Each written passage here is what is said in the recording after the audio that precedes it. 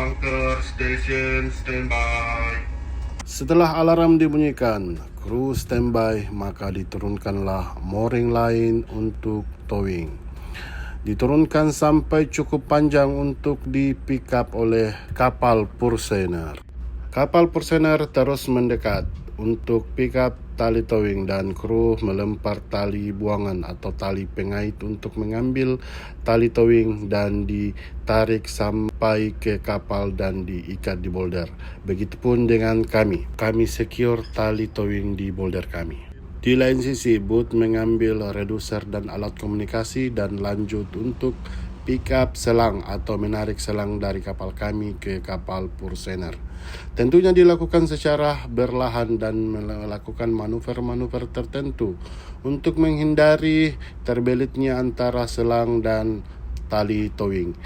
Selangnya dibawa ke tengah-tengah kapal dan kru sudah menunggu untuk melakukan koneksi ke jalur bunker.